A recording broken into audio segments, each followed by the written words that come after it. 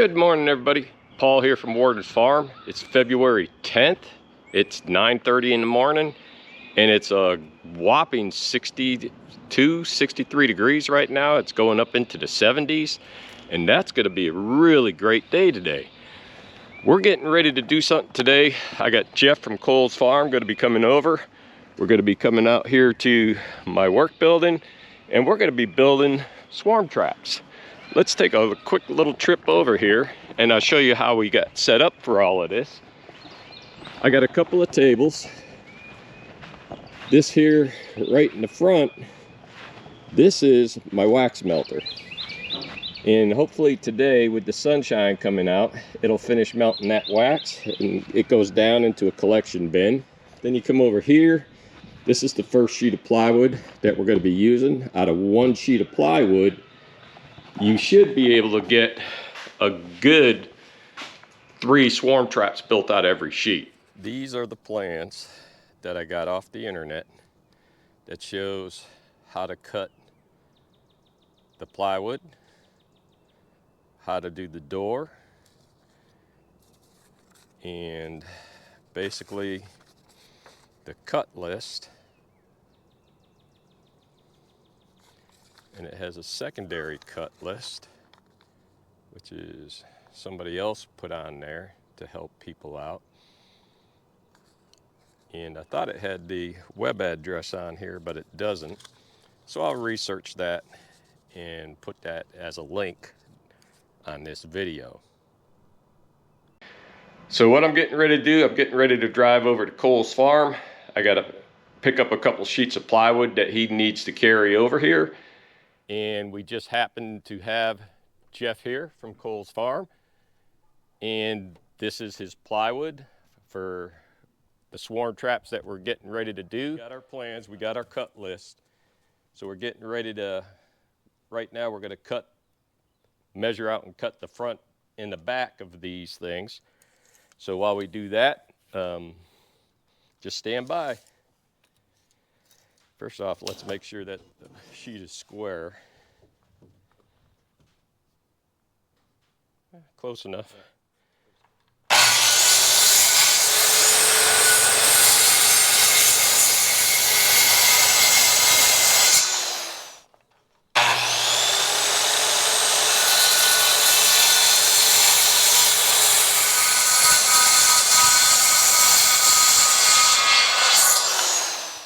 We got Jeff now. He's marking out the lines on here as we progress onward to finish up one sheet of plywood so that we got all the cuts made for 3 swarm traps.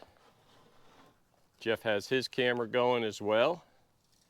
And we've been joined by Bill Privet, who's right over here.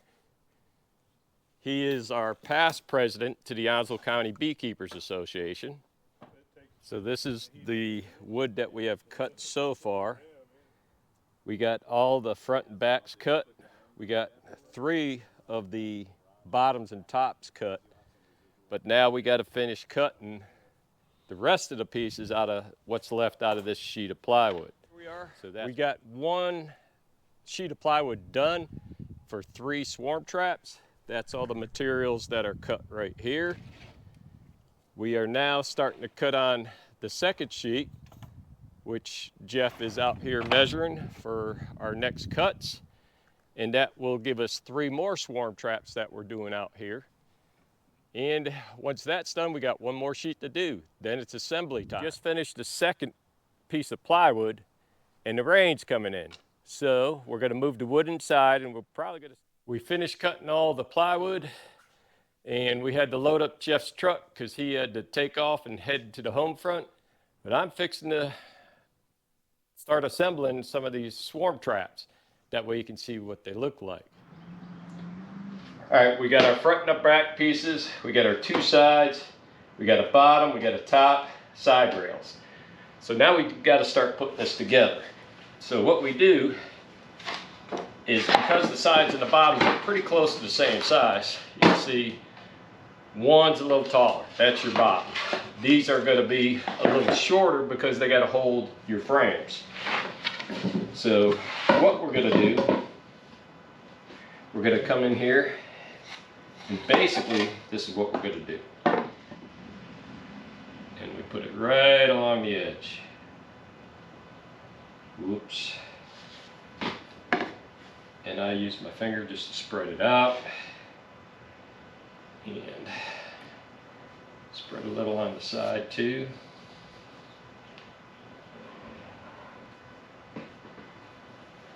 Because this stuff will dry pretty quick. And now we're going to start assembling this where we can get it together really easy. And these are 18 brad nails, so we want to get everything just right. And that's the beginning. So then you line up the bottom and everything else. Get them pushed together as good as you can. Oops. And always look at your front and your back or the sides. The side with the worst edge I always put on the inside because the bees will fill it in. Plus I always add wax to my beehive as well. Not my beehive, but my swarm traps. That way it helps keep them together. And it makes the bees want to move in a little bit quicker. And now that the sides are on, now you can bring the bottom into play because the bottom will go right like that. So we'll go right along there, along the bottom,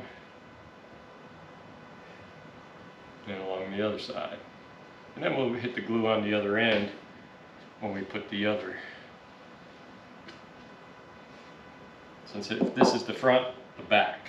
So now we're going to sit this in place. So that'll hold that there. Spin it around, do the same on the other side.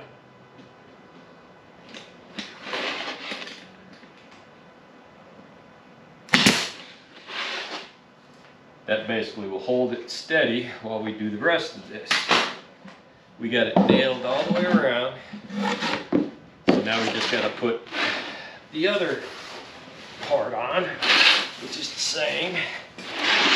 The front or the back, depending upon which way you want to call it.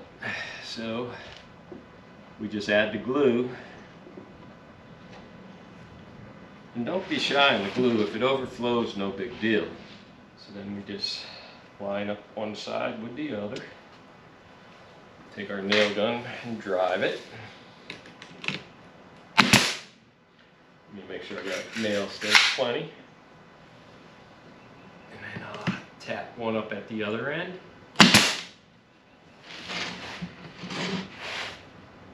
Tap one in the center to keep that together. And turn around and do the same thing.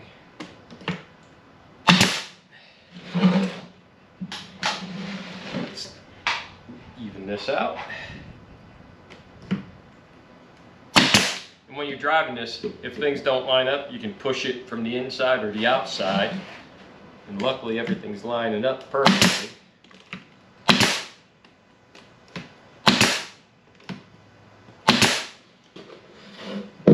And there you have it.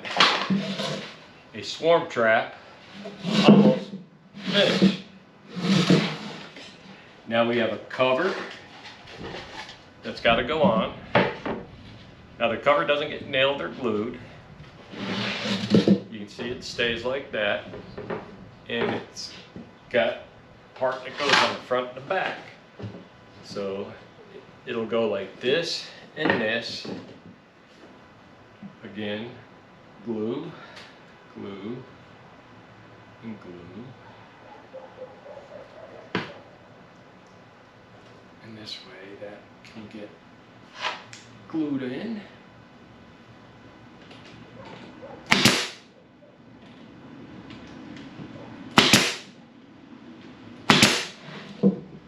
Seal it to the other side.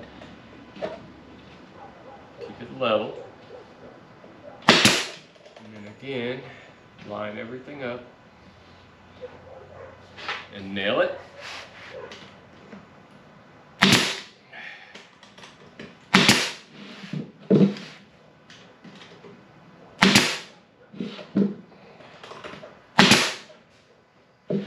And now you can see you have the things for holding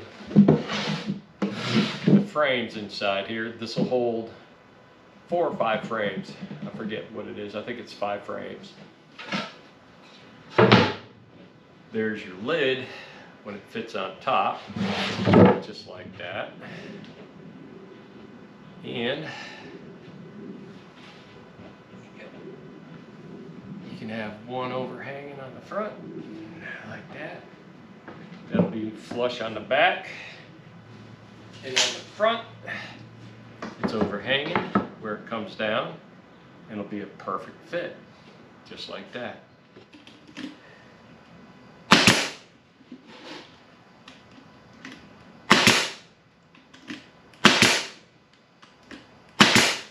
So we got 3 sides.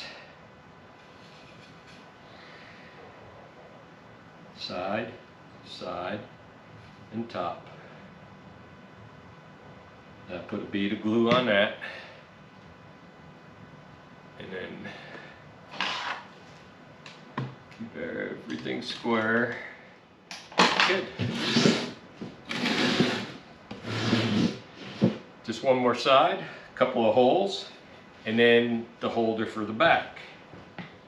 Glue this one on and staple it.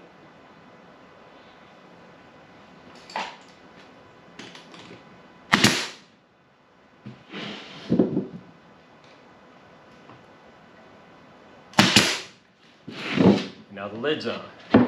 So, let's see. See, lid comes on and off. Fits good and tight. Everything's good. Now this is 1 3/8 inches. This is the hole that I put in the front here. Some people put bigger. I don't put bigger because it makes it harder for birds to get in. And the bees really don't need a big hole to get into things. All they need is a little bit of space, and this will give it to them. That's center. And then come up off the bottom. I'm going to come up 2.5.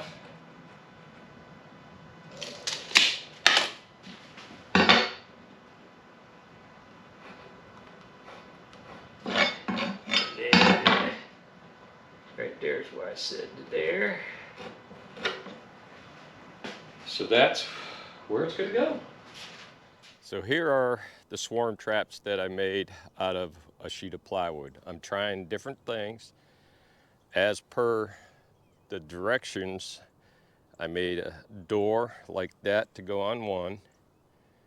On another one, I made a small door that can get spun around to open it up so that the bees can enter, which is a much smaller hole. And then on the third one, I did the bigger hole, which I still have yet to put the nail in going across.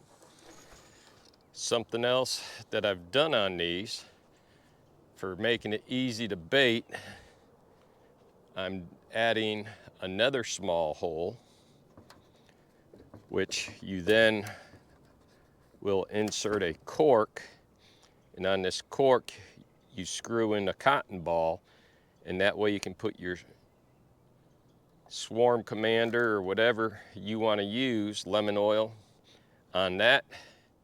When you open up your swarm trap, you got the lip right here that your frames will set in, and once all the frames are in here, you put a cotton ball on top with your Swarm Commander, lemongrass, whatever it is that you're using, and it gives the bees plenty of space underneath it so that when the swarm gets in there, they can all go piling in. And then that just helps you get everything perfect. This hole here is drilled with a 1 3/8 inch bit, a hole saw. Goes in right there, the same with the size for the opening on the door. And on the back side, you just glue screen onto it and it'll mount here just like this. On the sides for the hole for the cork, to get the hole in the side for the cork for baiting the trap, I'm using a old time hole saw, which was my great grandfather's, and it's one of these type, and it goes in here. You do it by hand, and it's a number 13 hole, which is just perfect for drilling out the hole for the cork. And it cuts itself through. So as you push through, it'll work its way through just like that. Let me back the drill out, and now you can see the hole is there, and the cork will fit right in there perfectly, just like so. So that's all that's to finishing this up. So when you go to put the door on, you want to make sure that the hole is right over the hole that you drilled. That way when you go to close it, they can still get airflow coming through there.